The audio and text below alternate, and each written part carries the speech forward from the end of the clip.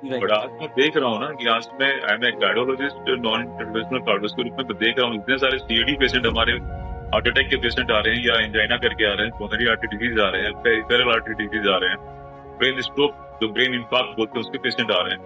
तो इसमें मैं देख रहा हूँ उनका लिपिड प्रोफाइल डिटेल्स है, तो लिपिड प्रोफाइल में हमें केवल कोलेस्ट्रॉल पे फोकस नहीं करना है। ये दिमाग से निकाल देना कि भाई मेरा तो कोलेस्ट्रॉल नॉर्मल है। बहुत सारे पेशेंट होते हैं कि कोलेस्ट्रॉल जो होता है नॉर्मल होता है, लेस देन 200, पर उनका ट्राइग्लिसराइड देखिएगा 600। खासकर जो डायबिटिक पेशेंट होते हैं, हम देखते हैं कि डायबिटिक हाइपर ट्राइग्लिसराइड, ये भी लिपिड प्रोफाइल डिटेल्स है।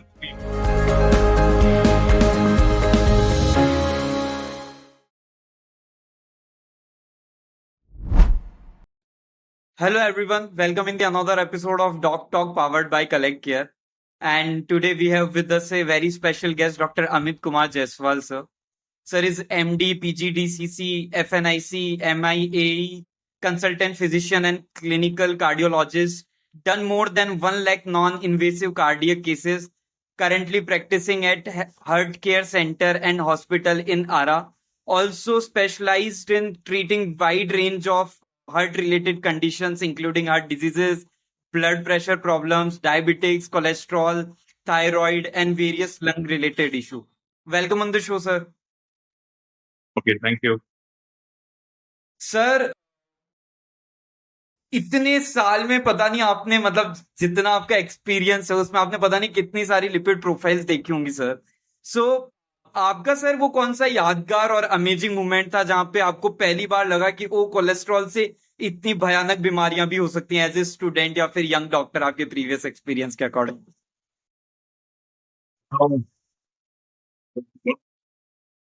फर्स्ट ऑफ ऑल मैं बात करना चाहूंगा, केवल हम लिपिड प्रोफाइल के बारे में बात करेंगे, not only cholesterol. Basically lipid profile में हमारे पास कोलेस्ट्रॉल होते हैं, उसके साथ ट्राइग्लिसराइड भी होता है, एलडीएल भी होता है, वीएलडीएल, एचडीएल।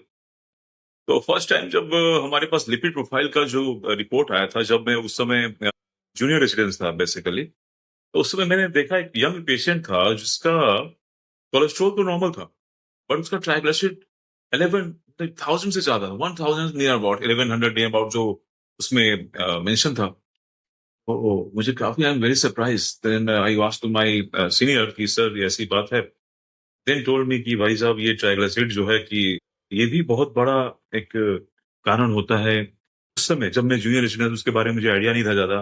बेसिकली मेरे दिमाग में जैसे रहता था यंग डॉक्टर्स के रूप में कि भाई कोलेस्ट्रॉल इज ज्यादा इंपॉर्टेंट, बट उस समय जब उन्होंने बताया कि नहीं, ये ट्राइग्लिसराइड भी बहुत ही मेजर रोल करता है सीएडी कॉज करने में, तो इट वाज अमेजिंग। बहुत समय हो गया, पुराना समय हो गया, लेकिन उसके बाद तो फिर मैं, जब भी मेरे पास रिपोर्ट्स आते हैं लिपिड प्रोफाइल का, तो बेसिकली मैं कोलेस्ट्रॉल के अलावा लिपिड ट्राइग्लिसराइड पे बहुत ज्यादा कंसंट्रेट करता हूँ, एलडीएल पे बहुत कंसंट्रेट करता हूँ, और वीएलडीएल पे कंसंट्रेट करता हूँ, क्योंकि ये सब जो है बहुत बड़े कारण हैं हमारे आज के जो डिजीज, मेटाबॉलिक डिजीज के बाद जो सीएडी होने के या स्ट्रोक होने के कारण है। ये सब बहुत ही ज्यादा इंपॉर्टेंट का रोल है।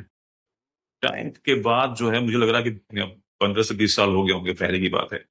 तो उसके बाद से मैं लिपिड प्रोफाइल, मैं एक एक चीज को चेक करता हूँ जो कि बहुत ही इंपॉर्टेंट है, और इससे पेशेंट काफी बेनिफिटेड होते हैं, क्योंकि हम कोलेस्ट्रॉल के अलावा हम लोग बहुत सारी चीजें देखते हैं, तो उसको तो वो लग जाते हैं उसको ठीक करने में। हाँ।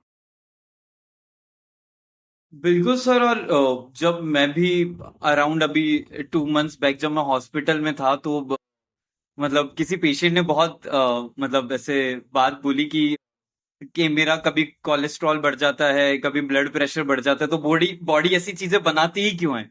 समझ रहे हो आप? तो मतलब लिसनर्स के लिए सिंपल बनाते हैं क्योंकि लोगों के लिए अभी भी एक मिथ है, टैबू है कि जब बॉडी में ये मतलब इसका इम्बैलेंस रहता है तो बॉडी इनको लाइक बनाती ही क्यों है, ये बॉडी का एक पार्ट ही क्यों होते हैं? तो आप क्या हमारे लिसनर्स के लिए सिंप्लीफाई करेंगे थोड़ा? हाँ, देखिए, लिपिड का ज्यादा का बहुत इंपॉर्टेंट रोल है हमारे शरीर पे। बेसिकली हमारे शरीर में जो हमारे सेल्स होते हैं, उसके सेल मेम्ब्रेन को बनाने में लिपिड्स का, कोलेस्ट्रॉल का बहुत बड़ा रोल है। बहुत सारे विटामिन्स हैं, प्रोटीन्स हैं जो कि वाटर सोल्यूबल नहीं है, तो वो बाइंड करते हैं कोलेस्ट्रॉल से, और बाइंड करके वो ट्रांसपोर्ट होते हैं, उनकी जो, उनका जो फंक्शन होता है उस हिसाब से, जहां उनको जाना होता है उस हिसाब से एक्ट करते हैं। एनर्जी के रूप में भी हम लोग लिपिड्स को कहीं कहीं कंज्यूम किए जाते हैं। तो बहुत सारा रोल है हार्मोन्स के, बहुत सारा रोल का जो हमारा हार्मोन्स का जो बेसिकली जो स्ट्रक्चर है उसमें लिपिड्स का बहुत बड़ा रोल। तो एक लिमिटेड जो इनका जो मापदंड है उसमें अगर कोलेस्ट्रॉल या लिपिड प्रोफाइल के जितने भी पैरामीटर्स रहे तो वो बहुत ही जरूरी है हमारे शरीर के लिए। बट यही ये सब जो लिपिड्स अगर लिमिट से ज्यादा हो जाए, क्रॉस कर जाए, जो इनका मापदंड है, जो कि बेसिक हम लोग बोलते हैं कि कोलेस्ट्रॉल लेस देन 200 होना चाहिए, ट्राइग्लिसराइड जो है लेस देन 150 होना चाहिए, एलडीएल का जो मापदंड है अब तो 100 बोल दिए, पहले 130 तक का, वो उसके नीचे होना चाहिए, वीएलडीएल इतना होना चाहिए। तो ये सब चीजें अगर ये अपने लिमिट को क्रॉस कर दें, इट्स कॉल्ड डिसलिपिडेमिया, तो वो जो है कि हमारे शरीर के लिए हानिकारक है और जो कि बहुत सारी जो बीमारियां आजकल के दौर में हो रही है और वो कर रही है। तो इसलिए शरीर जो बनाया है हमारे, जो कि आप जानते हैं, जैसे इस तरह शुगर या ब्लड प्रेशर, ये सब चीज का एक नॉर्मल मापदंड है कि भाई इतना शुगर हमारा इतना होना चाहिए, क्योंकि उसका भी इंपॉर्टेंस है शरीर। लिपिड्स की भी ज्यादा इंपॉर्टेंट है। हर चीज का एक मतलब एक लिमिटेड वे में रहे तो वो बहुत इंपॉर्टेंट है हमारे शरीर के लिए। उनका एक फंक्शन है शरीर को, शरीर की ग्रोथ के लिए, सेल्स की ग्रोथ के लिए। तो बट वो लिमिट क्रॉस कर गया तो फिर वो उसके चलते जो उसका साइड इफेक्ट्स है, वो एडवर्स इफेक्ट्स है, वही जो क्या करता है, बीमारियां कॉज करता है। सो ये बहुत ही, ये लोगों में अगर धारणा है क्यों बनाया, तो ये जरूरी है हमारे शरीर के मेटाबॉलिज्म के लिए। कोलेस्ट्रॉल का भी इतना ही इंपॉर्टेंस है जैसे बाकी जो चीजें हैं, और हमारे पास जो प्रोटीन और कार्बोहाइड्रेट जो है, these are the main part और हमारे जो मेटाबॉलिज्म के लिए बहुत इंपॉर्टेंट। बिल्कुल सर। तो मतलब इससे यही मतलब कंक्लूजन यही निकल के आता है कि एनवायरनमेंट में तो ये हाँ, लोगों में देखिए लेमैन को भी सोचेगा ही ना कि ये आगे क्यों शरीर में, लेकिन एक लिमिट पे में उनका बहुत ही इंपॉर्टेंट है। जो नॉर्मल उनका अगर रेंज रहता है तो हमारे शरीर के लिए, जैसे मैंने बताया कि ट्रांसपोर्ट के लिए, बेसिकली जो भी वाटर सोल्यूबल जो भी नहीं है, जो हमारे विटामिन या जो भी तीन, कैसे जाएगा? तो फिर बस तो ये लिपिड के थ्रू ही वो बाइंड होके फिर जाएगा, या हार्मोन्स हो गए, या बाइल प्रोडक्शन कैसे होगा? बाइल तो प्रोडक्शन भी तो डाइजेशन के लिए बहुत इंपॉर्टेंट है, तो बाइल भी कैसे आता है? जो हमारे शरीर में जो कोलेस्ट्रोल है ही तो चाहता है वाया एचडीएल के टाइम से लीवर में, फिर वहां से बाइल बनता है। तो इसका छोड़ है ना, बाइल का भी ज्यादा इंपॉर्टेंट है कि हमारे डाइजेशन के लिए बहुत इंपॉर्टेंट। ये नॉर्मल रेंज में ही रहे, रहना जरूरी भी है। सेल्स मेम्ब्रेन का जो पूरा स्ट्रक्चर, जो हमारा सेल यूनिट जो है, स्ट्रक्चर जो है कि लिपिड्स का फास्फोलिपिड बोलते हैं, अगर वो रहे ही नहीं तो फिर सेल बने कैसे? है ना? और ये तो हमारे मेटाबॉलिज्म पे बहुत इंपॉर्टेंट। बिल्कुल सर। और मतलब इट्स समथिंग लाइक आपने बहुत सही एग्जांपल दिया कि मतलब everyone has their own parts, right? तो जैसे आपने यहाँ पे बताया कि जैसे एनवायरनमेंट भी है, एनवायरनमेंट में भी कई बार कई चीजें ज्यादा हो जाती हैं, उस वजह से हमें प्रॉब्लम्स होती हैं, राइट? सो सर, हम सुनते रहते हैं कि मतलब एचडीएल सही है, एलडीएल बैड है, लेकिन क्या ये मतलब इतना सिंपल है लोग जैसे एक स्टेटमेंट की तरह बोल सकते हैं? या मतलब ऑल्सो एचडीएल और एलडीएल का एक्चुअल में मीनिंग क्या है, और इनका सेफ रेंज क्या होता है इन ए हेल्दी ह्यूमन बॉडी? देखिए आपने सही सुना है, एचडीएल को गुड कोलेस्ट्रॉल ही बोलते हैं और एलडीएल से बैड कोलेस्ट्रॉल। तो लिपिड प्रोफाइल जब हम देखते हैं तो उसमें cholesterol, triglyceride, LDL, VLDL, HDL सब देखा जाता है। उनका जो पैरामीटर्स है, उनका जो नॉर्मल वैल्यू है, रेंज देखते हैं।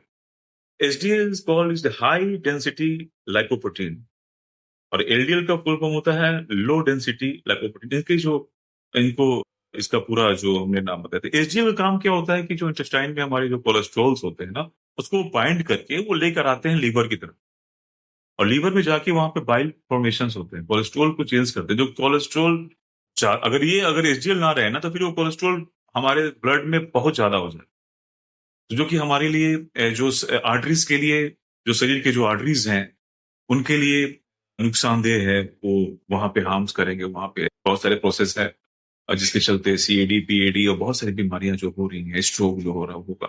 इसलिए कोलेस्ट्रॉल का, वो समझो कि जो कोलेस्ट्रॉल है जो कि ज्यादा हो जाए तो बैड है हमारे लिए, तो उसको बाइंड करके वो वहां से ट्रांसपोर्ट करके लेकर आता है लीवर, और वहां से बाइल फॉर्मेशन होता है। ये तो इससे तो it's better for our health, it's good good thing. So HDL को हम लोग गुड बोलते हैं, गुड कोलेस्ट्रॉल, जो कि क्या करता है कि जो कोलेस्ट्रॉल्स होते हैं ना, तो उनको ट्रांसपोर्ट, उनको लेके फिर लिवर में लाना और उसको बाइल में चेंज कर देना, जो बाइल फिर हमारे डाइजेशन के लिए बहुत इंपॉर्टेंट हो जाता है। और ये एलडीएल क्या होता है कि ये ट्राइग्लिसराइड, और ये एलडीएल से bad cholesterol, really it's bad cholesterol, like triglyceride या वीएलडीएल, ये सब जो चीजें की जैसा वो भी है, उसका भी अपना रोल है एलडीएल का, बट वो ब्लड स्ट्रीम में अगर ज्यादा हो जाता है तो वो बहुत सारे उसको नुकसान भी है। सो एसडीएल का ही बड़ा रोल है कि वो कोलेस्ट्रॉल को बाइंड करके लिवर में लाता है, जो कि हमारे इससे ब्लड में कोलेस्ट्रॉल की मात्रा नॉर्मल रेंज में रहती है, बढ़ती नहीं। ठीक है। बिल्कुल बिल्कुल सर, आपने जो रेंज के बारे में बताया, like good cholesterol, bad cholesterol, right? नहीं, क्योंकि ये चीज बताना जरूरी है आम जनता को, क्योंकि उनके दिमाग में केवल कोलेस्ट्रॉल रहता है। राइट। बट आज मैं देख रहा हूँ ना कि आज मैं I am a cardiologist, non interventional cardiologist के रूप में, तो देख रहा हूँ इतने सारे सीएडी पेशेंट हमारे, हार्ट अटैक के पेशेंट आ रहे हैं, या एंजाइना करके आ रहे हैं, कोरोनरी आर्टरी डिजीज आ रहे हैं, पेरिफेरल आर्टरी डिजीज आ रहे हैं, ब्रेन स्ट्रोक, जो ब्रेन इंफाक्ट बोलते हैं, उसके पेशेंट आ रहे हैं। तो उसमें मैं देख रहा हूँ उनका लिपिड प्रोफाइल डिटेल्स रह रहे हैं। तो लिपिड प्रोफाइल में हमें केवल कोलेस्ट्रॉल पे फोकस नहीं कर रहे हैं। मेन मेरा कहने का मतलब ये है, ये दिन दिमाग से निकाल देना है कि भाई मेरा तो कोलेस्ट्रॉल नॉर्मल है। बहुत सारे पेशेंट होते हैं कि कोलेस्ट्रॉल जो होता है नॉर्मल होता है, लेस देन 200, बट उनका ट्राइग्लिसराइड देखिएगा 600। खासकर जो डायबिटिक पेशेंट होते हैं, देखते हैं कि डायबिटिक हाइपर ट्राइग्लिसराइड, ये भी लिपिड प्रोफाइल डिटेल्स है, क्योंकि बट उनका एलडीएल बढ़ा हुआ है, उनका टीजी बढ़ा हुआ है। का भी जो रिस्क है ना सीएडी होने का या स्ट्रोक होने का, ब्रेन इंफाक्ट या पीएडी होने का, उतना ही ज्यादा है जितना कि केवल किसी एक बंदे का कोलेस्ट्रॉल केवल बढ़। तो आज का जो हमारा आपसे जो टॉक हो रहा है, इसमें मैंने यही लोगों से मैं बताना चाह रहा हूँ कि केवल कोलेस्ट्रॉल पे ही फोकस ना करें। अगर वो लिपिड प्रोफाइल नॉर्मल, मतलब कि एक एज के बाद तो करवाना ही चाहिए हर इंसान को, अपना blood sugar, blood pressure, lipid profile, अपनी थायराइड की जांच, अपने वजन की जांच, अपने हार्ट की जांच करवाना है। और लिपिड प्रोफाइल में अगर इनका अगर कोलेस्ट्रॉल अगर नॉर्मल हो, अगर ट्राइग्लिसराइड बढ़ा हो, एलडीएल बढ़ा हो, वीएलडीएल बढ़ा हो, तो इन सब चीजों को कंट्रोल करना हो। ये बहुत इंपॉर्टेंट है, क्योंकि इनका भी काम वही है। ये भी जाके आर्टरीज में जाके एथेरोस्क्लेरोसिस कॉज करते हैं, और जो कि बाद में तरह तरह की जो ब्रेन की और हार्ट की जो आर्टरीज होती है, कॉज कर रहे हैं। फोटो यही है हम लोग के आज जॉब का, कि लोगों को ये बताना कि तो चीजों को समझना होगा, केवल कोलेस्ट्रॉल पे फोकस ना करें, इसके अलावा जो चीजें हैं उसको भी देखें। बिल्कुल बिल्कुल सर, और जैसे आपने बताया कि डिफरेंट काइंड ऑफ पेशेंट आते हैं, राइट? और कुछ हाँ, इन्फ्लुएंजा के होते हैं, कुछ हार्ट अटैक के होते हैं, और जैसे आपने बताया उसको देख के भी लगता है कि रिपोर्ट्स में भी बहुत वेरिएशंस होता होगा, द रीजन बीइंग कि on the basis of age, demographic, lifestyle, right? तो जब 100%। भी पेशेंट अपनी लिपिड रिपोर्ट लेके आता है सर, तो आप सबसे पहले कौन से नंबर्स देखते हैं जो matters most in your terms, जो आपके लिए बहुत मैटर करते हैं? और वो नंबर्स हार्ट रिस्क के अलावा, जैसे आपने बताया कि हार्ट अटैक के लिए हम मेजर करते हैं और एंजाइना के लिए भी मेजर करते हैं, हार्ट रिस्क के अलावा और क्या बताती हैं वो लिपिड की जो रेट्स होती हैं वो? तो क्योंकि ये जो लिपिड प्रोफाइल है, अगर डिरेंज है, तो वो तो हार्ट तो कार्डियक रिस्क तो दिखा ही रहा है कि भाई साहब, ये हार्ट की जो नसें हैं उसके ब्लॉकेज होने की संभावनाएं बढ़ा देता है। इसके अलावा ब्रेन की जो नसें हैं, जिसके चलते ब्रेन स्ट्रोक होता है, ब्रेन जो इन्फार्क्ट बोलते हैं, जो कि ब्रेन की जो नसें ब्लॉक हो जाती है, जिस तरह से हार्ट की जो नसें ब्लॉक हो जाती हैं जो हार्ट अटैक होता है उसके बाद, उसी तरह ब्रेन के भी जो आर्टरीज है ना, वो भी ब्लॉक हो जाती है। तो इनमें भी शुगर, ब्लड प्रेशर की तरफ ये डिसलिपिडीमिया, ये जो कोलेस्ट्रॉल बढ़ जाना या ट्राइग्लिसराइड बढ़ जाना, इनका भी बहुत बड़ा रोल है उनके ब्लॉकेज के लिए। तो हमें हर चीज को देखना होता है कि भाई ये जो लिपिड प्रोफाइल डिरेंज है, तो कहाँ कहाँ पे ये बीमारियां कॉज कर सकती हैं अगर इसको हम लोग ठीक नहीं करें, इनको नॉर्मल नहीं करें। तो सीएडी हो ही सकता है, ब्रेन इंसल्ट हो सकता है, जो स्ट्रोक बोलते हैं, इन्फार्क्ट बोलते हैं, उनको ये भी हो सकता है, क्योंकि ये क्या करता है, ये सब आर्टरी में जाके इकट्ठा हो जाते हैं। कहने का मतलब कि जो कि लोकल भाषा में बोले उसको एथेरोस्क्लेरोसिस प्रोसेस स्टार्ट हो जाता है। वो क्या करेगा कि वो आर्टरीज में जाके आर्टरी का जो ल्यूमेन साइज है ना, छोटा कर देता है। तो आर्टरी की साइज छोटा करेगा, वो जो ल्यूमेन साइज है, जिसका जो होल होता है ना, उसको उसका साइज छोटा करेगा, ल्यूमेन को छोटा कर देगा। तो बेसिकली वो क्या करेगा कि वो वहां की आर्टरीज को ल्यूमेन साइज छोटा होने से वहां पे पेरिफेरल आर्टरी डिजीज हो जाना, क्लॉडिफिकेशन, पेन, बहुत सारी इस तरह के पेशेंट आते हैं। तो वो सब चीजें करेगा। रेटिनोपैथी भी most probability as a diabetic retinopathy कुछ कुछ देखा है कि वहां भी तो आर्टरीज हैं, जो हमारे रेटिनल वॉल है वहां पे भी तो आर्टरीज, वहां पे भी जाके ब्लॉकेज करेगा। तो वहां क्या भी चीजें जिस तरह से डायबिटिक रेटिनोपैथी होती है, तो मोस्ट प्रोबेबिलिटी ये भी उसको इनहेंस कर सकता है अगर किसी पेशेंट को डिसलिपिडेमिया। तो हमें हर तरीके से सोचना है कि अभी कोई पेशेंट हमारे पास इस तरह से आता है कि डिसलिपिडेमिया है, तो हमें हर एंगल पे देखना होता है और उस हिसाब से ट्रीटमेंट स्टार्ट करना होता है ताकि वो बेनिफिटेड हो हर तरीके से। बिल्कुल बिल्कुल सर। और जैसा आपने बताया कि मतलब कि जो वॉल्व होती हैं आर्टरीज की, उसके ऊपर ऑनगोइंग प्रोसेस स्टार्ट हो जाता है अगर वो वैसे वाला लाइफस्टाइल के अंदर होते हैं, राइट। और आई थिंक लोगों के बीच में अब अवेयरनेस इंक्रीज हो रही है धीरे धीरे, बट स्टिल एक पोर्शन है लोगों का जहां पे अभी भी अवेयरनेस नहीं कि अगर मैं हेल्दी हूं या मैं अभी एकदम प्रॉपर तरीके से अपनी चीजें मैनेज कर पाता हूं, तो ऐसा भी हो सकता है कि जो आपकी आर्टरीज हैं वो अभी भी मतलब एक फ्लो हो, बट वो एक नॉर्मल फ्लो ना हो। उसके अंदर अभी भी वो चालू हो गया है, कोलेस्ट्रॉल लिपिड का जो सर्कुलर मोशन है वो वहां पे स्टार्ट हो गया है। तो सर मतलब मेरा यहाँ से ये एक क्वेश्चन है कि कुछ केसेस आई थिंक ऐसे भी होते होंगे जहां पे पेशेंट्स का कोलेस्ट्रॉल नॉर्मल हो, लेकिन जो हार्ट अटैक है, जैसे आपने बताया हार्ट अटैक एंजाइना के रिस्क फिर भी हो सकते हैं, मतलब नॉर्मल कोलेस्ट्रॉल हाँ। होने के बाद भी। तो जब भी कोई पेशेंट आता है अपनी हार्ट की डिजीज लेके, तो अदर देन लिपिड रिपोर्ट्स और कौन सी चीजें हैं जो आप कंसीडर करते हैं वहां? देखिए, हार्ट की तो बीमारियां बहुत सारी हैं, लेकिन हम लोग आज बात जो कर रहे हैं कोरोनरी आर्टरी डिजीज पे, इसके चलते जो हार्ट अटैक की बीमारियां होती है, मायोकार्डियल इंफार्क्शन बोलते हैं उसको। तो इसके बहुत सारे रिस्क फैक्टर हैं। उसको हम लोग दो भागों में बांटते हैं, डिवाइड करते हैं कि एक तो होता है कि नॉन मॉडिफाइबल रिस्क फैक्टर्स और एक होता है मॉडिफाइड, जिसको हम लोग मॉडिफाइड कर सकते हैं। तो नॉन मॉडिफाइड में हो जाता है एज, जिसको हम लोग मॉडिफाइड नहीं कर सकते। आनुवंशिक कारण हो सकता है, जेनेटिकली भी ये सीएडी हार्ट अटैक की बीमारियां होती हैं। एक जीन से फादर से बेटे में, बच्चों में आ जाना, जेनेटिकली भी कॉज भी हो सकता है, उसको हम लोग मॉडिफाइड नहीं कर सकते हैं। इसके अलावा जेंडर जो होता है, देखा गया है मेल में ज्यादा होता है कंपेयर टू द फीमेल, और आजकल लगभग सेम ही हो चुका है जिस तरह से लाइफस्टाइल। तो ये सब तो नॉन मॉडिफाइबल रिस्क फैक्टर्स हैं। मॉडिफाइबल रिस्क फैक्टर्स में हम लोग लेकर आते हैं ब्लड प्रेशर को, डायबिटिक जो पेशेंट है, शुगर जिसको है वो हो गया, ये डिसलिपिडीमिया जिसके बारे में हम चर्चा कर रहे हैं वो हो जाता है, मोटापा ओबेसिटी बोलते हैं ये हो जाता है, सेडेंटरी लाइफस्टाइल, अगर निष्क्रिय निष्क्रिय जो जीवन होता है इंसान का, जो कि वॉकिंग नहीं करता है और निष्क्रिय रहता है, लाइफस्टाइल उसका है, या खान पान, ज्यादा फैटी थिंग्स खाना, बाहर की जो चीजें होती हैं जिसमें फैट ज्यादा होता है, स्मोकिंग जो होता है, टोबैको, है ना, स्ट्रेस, ये सब चीजों पे हमें देखना होता है पेशेंट का कि उसको क्या है। These are the risk factor for the CAD, coronary artery disease की सब रिस्क फैक्टर हैं। तो ये सब चीजों को हम लोग देखना होता है कि भाई इसके कितने रिस्क फैक्टर्स हैं। अगर ये सब चीजों को हम लोग एक ओवरऑल एक चीजों में देखते हैं और उस हिसाब से फिर उनको हम लोग एडवाइस करते हैं कि क्या करना है उसको।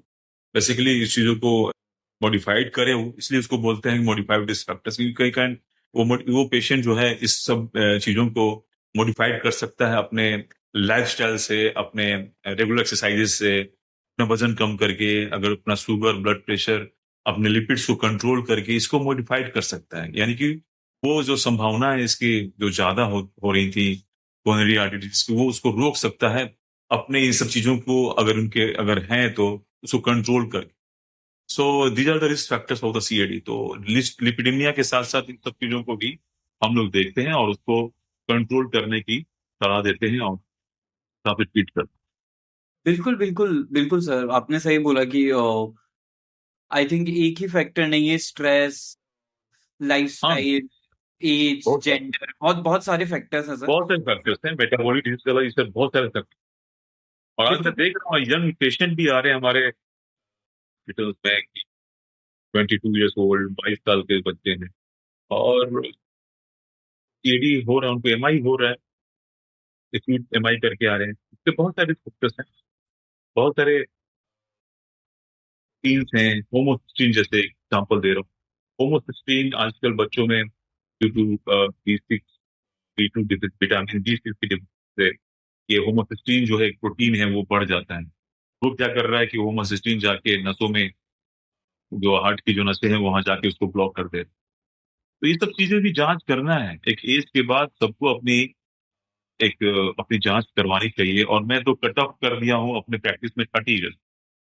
कोई भी पेशेंट तो नहीं, कोई भी इंसान अगर 30 साल की उम्र हो गया हो, चाहे उसको कोई प्रॉब्लम हो या ना हो, अपनी ये सब जांचें जो है, blood pressure, blood sugar, lipids और हार्ट की जांचें करवाएं, ताकि उसको अपने बीमारियों के बारे में पता चले, अपने शरीर के हेल्थ के बारे में पता चले।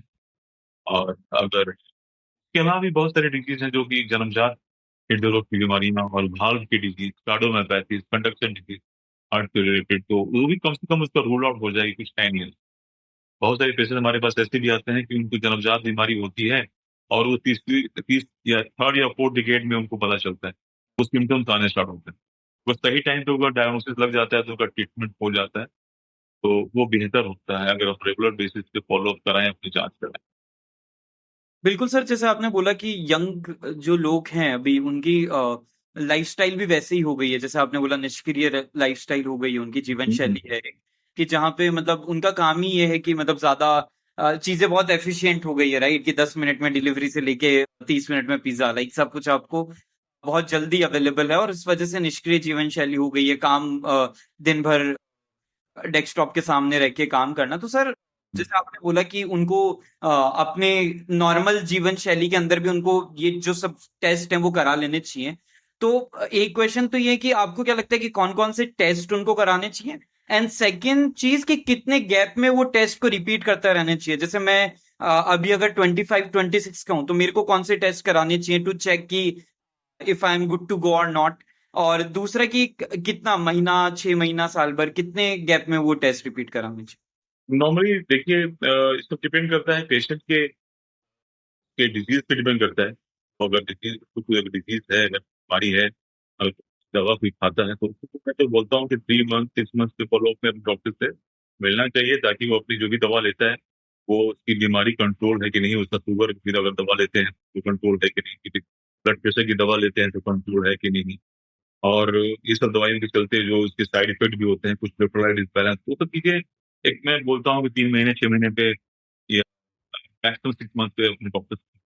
और नॉर्मली अगर जो कोई इंसान जो कि नॉर्मल है, वो 30 ईयर्स तक कट ऑफ, अगर कोई सिम्टम्स नहीं है तो 30 साल में तो अपनी अगर हो गया, कम से कम अपनी ब्लड प्रेशर, शुगर की तो जांच, और लिपिड की जांच, विटामिन डी की जांच, होमोसिस्टिन की जांच, हार्ट की जांच करवानी चाहिए, ताकि कम से कम उसको आइडिया लग जाए कि भाई उनको कोई बीमारी नहीं है। तो सही टाइम पे उसको अपने जीवन शैली में बदलाव लेकर आके कंट्रोल कर दे, और उससे भी कंट्रोल नहीं होता है तो फिर दवाइयां तो खाना ही है, उससे कंट्रोल कर ले उस चीज को। तो ये चीजें होना चाहिए। और नॉर्मल इंसान को तो कम से कम साल में तो एक बार अपनी जांच तो ऐसे भी करवाना चाहिए, routine checkup, preventive health checkup बोलते हैं उसको, करवाना चाहिए, ताकि वो हमेशा अपने हेल्थ के बारे में पता है, सही सब कोई सब ठीक कर। बिल्कुल बिल्कुल बिल्कुल सर, टोटली एग्री कि 3 से 6 महीने में डिपेंड्स ऑन कि आपकी मेडिसिन चल रही है नहीं हाँ चल रही। हाँ, तो अगर पेशेंट अगर दवा ले रहे हैं तो फॉलोअप तो दिखवाना ही चाहिए। और जो कुछ नहीं लेते, साल में तो मिनिमम टेस्ट जो होने चाहिए एक रूटीन चेकअप में। आजकल तो यंग एज में थायराइड भी बहुत हो रहे हैं, देखना है, शुगर ही देखना है, ब्लड प्रेशर देखना है, और आई टेस्ट, विटामिन डी देखना है। क्योंकि आजकल डिजिटल युग में लगभग सब ऑफिस में रह रहे हैं या घर पे ही रह रहे हैं, ऑनलाइन ही सब काम हो रहा है, बाहर लोग निकल नहीं रहे हैं। तो विटामिन डी तो सबको, सबका देख रहा हूँ कम हो रहा है, और उसका बहुत बड़ा रोल है हमारे शरीर में मेटाबॉलिज्म के लिए, विटामिन डी का। तो सब चीजें बहुत कम हो रही, तो देखना है।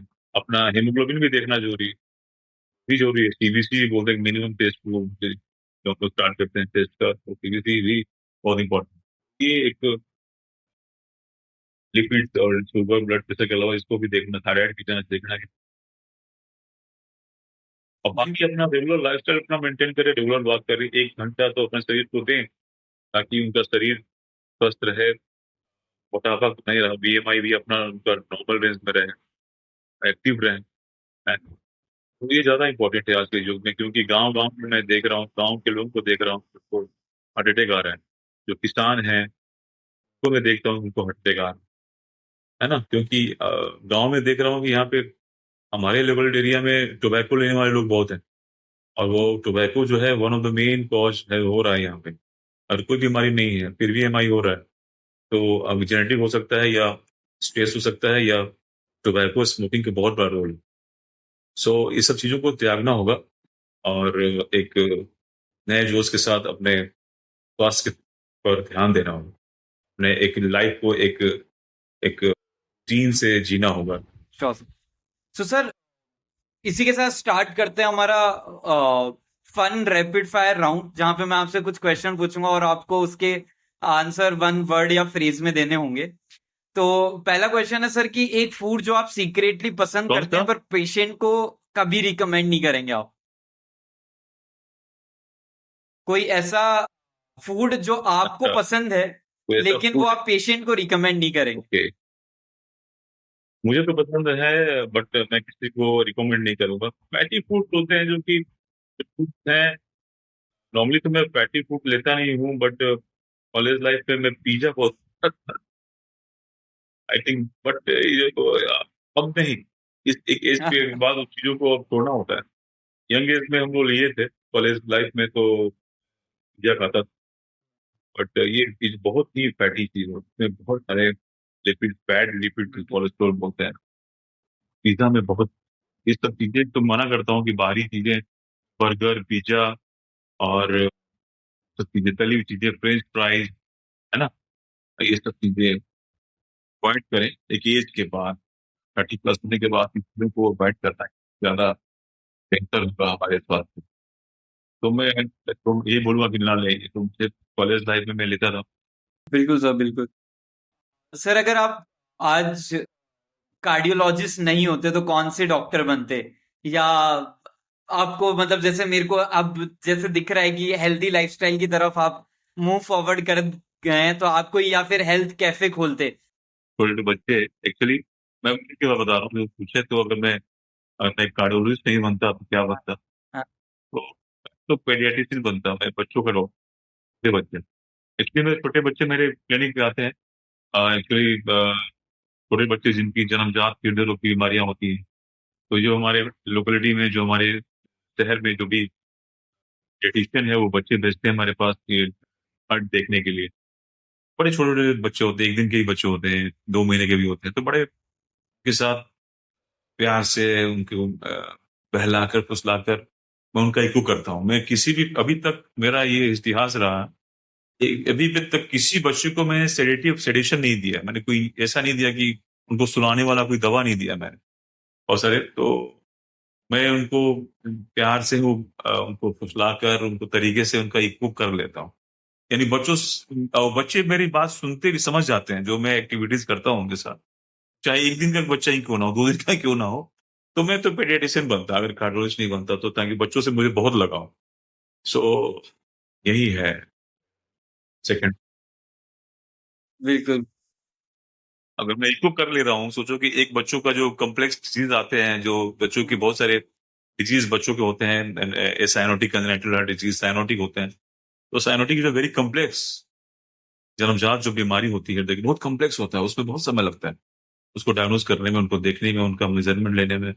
लेकिन वो बच्चे बड़े आराम से वो मेरी बात को समझते हैं, जैसे भी उनको समझाऊं मैं। मेरी बातों से तो उनको समझ में नहीं आएगा, लेकिन जो भी मैं करता हूं उनके साथ, तो मुझे लगता है कि जो वैक्सीन देता ना मैं उनको, अगर मैं बच्चों का डॉक्टर होता तो वो आराम से वैक्सीन भी लगवा लेते मेरे से। आई थिंक फिर आपके मतलब वो उनके मॉम एंड डैड भी बहुत खुश होते, बिकॉज मामा उनके हाँ, पेरेंट्स का भी यही कंसर्न होता है, राइट, कि जब वो एंटर ले रहे होते हैं। सर, बिल्कुल। सर, तो मतलब जैसे मैं राजस्थान से हूं ना, तो हमारे यहाँ पे एक वो है कि अगर घी हर्ट के लिए अच्छा होता है, बस वो गांव का होना चाहिए। मतलब अगर मेरे गांव से घी आया है तो वो एकदम बिल्कुल ताजा है और वो बिल्कुल एकदम आपको देखिए, स्वस्थ और हेल्दी सैचुरेटेड रखेगा। फैट अब एक लो क्वांटिटी मिले तो बेहतर है, चाहे कहीं का भी घी हो, गांव का हो या शहर का हो, या तो इसकी क्वांटिटी तो लिमिटेड वे में ही लेना है ना, ज्यादा। अभी गांव का, मेरे गांव का दही है, वो घी है, 1 गिलास ले लिया, होता है गांव में भी, तो वो तो नुकसान करेगा ना। एक लिमिट वे में लेना है। और ऐसा नहीं कि मेरे गांव का है तो उसको पूरा बढ़िया से ले लें सब, is not good for health. हर चीज एक लिमिट वे में लेना है ना। जो हमें शरीर जिसका जितना रिक्वायरमेंट है उससे ज्यादा नहीं लेना। चाहे ये लोगों में धारणा रहता है कि मेरे गांव का है तो असली घी है, नकली, ऐसा रहता है हर बिल्कुल जगह है।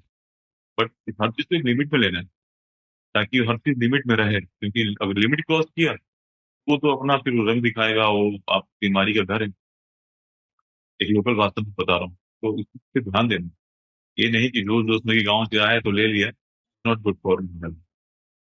बिल्कुल बिल्कुल सर। और मेरा नेक्स्ट क्वेश्चन है सर इसी को लेके कि अगर एक फूड को आप कोलेस्ट्रॉल की मेडिसिन, मेडिसिन की तरह प्रिस्क्राइब कर पाते तो वो कौन सा फूड होता? मैं तो अपने प्रैक्टिस में नॉर्मली बता रहा हूँ कि भाई जो भी उनको अच्छा। डिजीज है ओके। वो तो उसकी दवा तो देता हूँ, लेकिन मैक्सिमम मैं जानता हूँ कि विटामिन डी सबका कम, मैं टेस्ट नहीं करवाता विटामिन डी का, क्योंकि वो थोड़ी गाँव के लोगों के लिए थोड़ी महंगी पड़ जाती है। मैं हर चीज देखना होता है कि उनका थोड़ा जांच ना करवा के मैं उनको विटामिन डी, तो मैं मैक्सिमम पेशेंट्स को विटामिन डी और एल्बेंडाजोल मैं देता हूँ। ये मेरे प्रैक्टिस में आप, ये एक रहता है कि मेरे पास जो पहला पेशेंट जो फर्स्ट टाइम आता है ना, तो जो भी डिजीज निकलती है उसकी दवा के साथ साथ मेरी प्रिस्क्रिप्शन पे विटामिन डी रहता है। वो वीकली मैं देता हूँ, एडवाइस करता हूँ फॉर 8 वीक्स और 12 वीक्स के लिए, और वो बेहतर भी होता है। मैंने बताया था पहले आपको कि विटामिन डी सबका कम है, तो विटामिन डी मेरा सभी प्रिस्क्रिप्शन में रहता है। बाकी अगर उसका डिस्लिपिडेमिया है, डायबिटिक है, हाइपरटेंसिव है, हार्ट की प्रॉब्लम है, तो उसकी दवा तो चलना ही चलना है, तो उसका कोई ब्रांड नहीं है। लिखते हैं वो लिखते हैं, लेकिन विटामिन डी तो मैक्सिमम पेशेंट को मैं एडवाइस करता बिल्कुल सर, बिल्कुल सर। सो सर इसी के साथ इस हूँ। मेरा पॉडकास्ट भी का ये हम अंत करना एक्सपीरियंस अच्छा चाहेंगे लगा। सर। मैंने बहुत कुछ सीखा आज लिपिड प्रोफाइल्स के बारे में, और मतलब बहुत सारी चीजें हमने कवर करी। हमने लिपिड प्रोफाइल कवर कर ली, हमने हम्म, क्या फूड लाइफस्टाइल होनी चाहिए वो कवर कर ली हमने। हमने कैसे आपको मॉडरेशन क्या टेस्ट होने चाहिए, कब करवाने चाहिए, बहुत सारी चीजें कवर करी। मेरे लिए बहुत सारी न्यू थैंक लर्निंग्स यू, थी सर थैंक आपके यू। साथ में। So thank you so much sir podcast में आने के लिए सर।